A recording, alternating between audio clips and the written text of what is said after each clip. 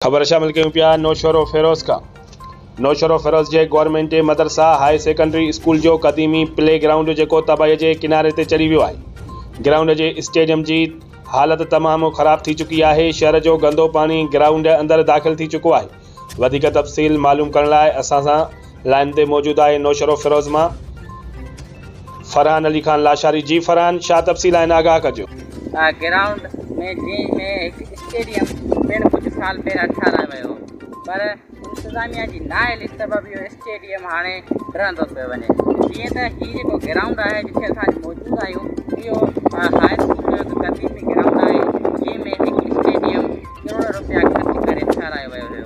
पर जे स्टेडियम जेको आहे सो नामुकमिल ठहियो ऐं उनखां पोइ हिन इंतज़ामिया कंहिं बि क़िस्म जी साल संभाल न लधी आहे।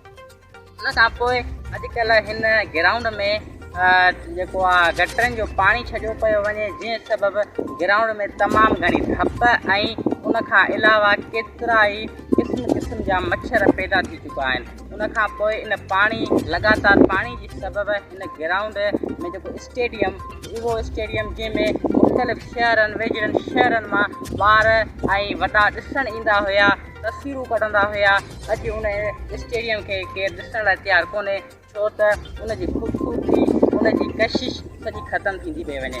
इन स्टेडियम में जेके पिलर्स लॻल आहिनि, उन्हनि में बि जेके शीखूं लॻल हुयूं उहे पिणु हींअर ज़ाहिर थी रहियूं आहिनि, छो त हिते लगातार पाणी हुजणु सबबि हे शीखूं ॻरी रहियूं आहिनि। इंतज़ामिया कंहिं बि क़िस्म जो ख़्यालु न करे रही आहे। ग्राउंड में मुख़्तलिफ़ गटरनि जो पाणी छॾियो वियो आहे, जंहिं सबबि हिते पार्क बजाए ट्रप फुटी विया आहिनि।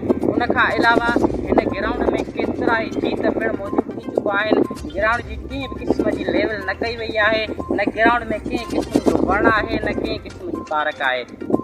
जीअं त हिन ग्राउंड में नौशहरे जा पुरजोश माण्हू जेके आहिनि उहे हर महीने मैच हणंदा आहिनि या हर ॿिए महीने मैच हणंदा आहिनि, जंहिंमें उहा मैच 24 कलाक ताईं पिणु हलंदी आहे।